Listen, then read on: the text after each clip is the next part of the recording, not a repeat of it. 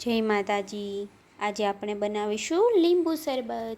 એના માટે જોઈશે પાણી, લીંબુનો રસ, દળેલી સાકર, જીરું પાવડર, સંચળ, મરી પાવડર અને ચપટી મીઠું।